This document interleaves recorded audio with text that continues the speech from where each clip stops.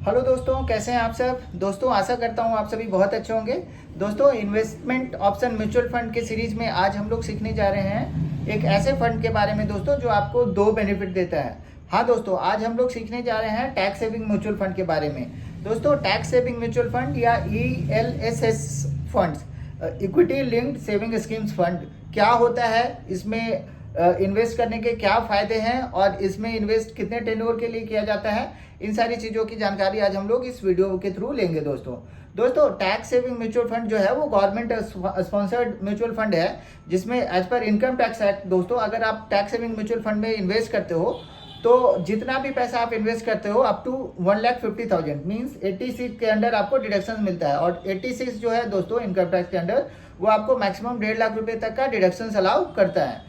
तो दोस्तों for example अगर आपका जो टोटल इनकम है वो 6,40,000 है और उसमें से दोस्तों अगर आप 1,50,000 रुपया टैक्स सेविंग म्यूचुअल फंड में इन्वेस्ट करते हो तो आपका जो टोटल इनकम घट के जो हो जाएगा डिडक्शंस के बाद वो 4,90,000 हो जाएगा दोस्तों। और 4,90,000 पे दोस्तों एज ऑफ नाउ कोई टैक्स नहीं देना पड़ता है। तो अगर वैसे देखें दोस्तों तो आप टोटल लगभग अगर आप टैक्स सेविंग म्यूचुअल फंड में इन्वेस्ट करके आप 40,000 रुपये तक का टैक्स बेनिफिट आप इससे गेन कर सकते हो। दूसरा ये भी है दोस्तों कि आप टैक्स सेविंग म्यूचुअल फंड में अगर इन्वेस्ट करोगे तो ये पैसे जो है वो आपका आप मार्केट में इन्वेस्ट करते हो, इक्विटी लिंक्ड स्कीम्स में इन्वेस्ट करते हो तो इसमें रिटर्न्स भी कंपैरेटिवली ज़्यादा होता है दोस्तों।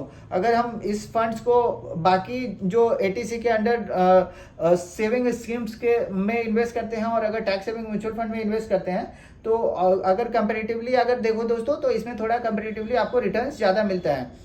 सिंस अगर आप FD में रिटर्न करते हो जो जिसका लॉकिंग पीरियड 5 साल होता है दोस्तों, तो उसमें आपको रिटर्न जो मिलेगा वो अराउंड 8-9% के आसपास रिटर्न मिलता है। अगर आप LIC में इन्वेस्ट करते हो तो दोस्तों LIC में आपको पता ही है कितना रिटर्न मिलता है।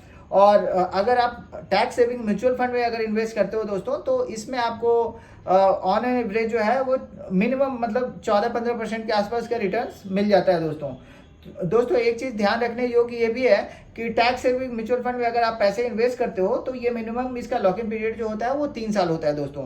वहीं अगर किसी दूसरे फंड्स में या किसी दूसरे सेविंग स्कीम्स में जैसे अगर आप FD में इन्वेस्ट करते हो और आप ATC के अंडर अगर उसका डिडक्शन लेना चाहते हो तो उसका जो लॉकिंग पीरियड होता है दोस्तों वो 5 साल का होता है। सिमिलरली अगर आप इंश्योरेंस में इन्वेस्ट करते हो तो इंश्योरेंस का लॉकिंग पीरियड का और भी ज़्यादा होता है दोस्तों। तो अगर किसी को टैक्स सेव करना है ATC के अंडर और उनके पास कोई और ऑप्शन समझ नहीं आ रहा है तो वो टैक्स सेविंग म्यूचुअल फंड में इन्वेस्ट कर सकते हैं दोस्तों, जो कि आपको बेहतर रिटर्न भी देगा, आपका लॉकिंग पीरियड भी कम रहेगा और आप उसमें अच्छा गेन भी कर पाओगे दोस्तों आशा करता हूँ ये वीडियो आपको अच्छा लगा होगा।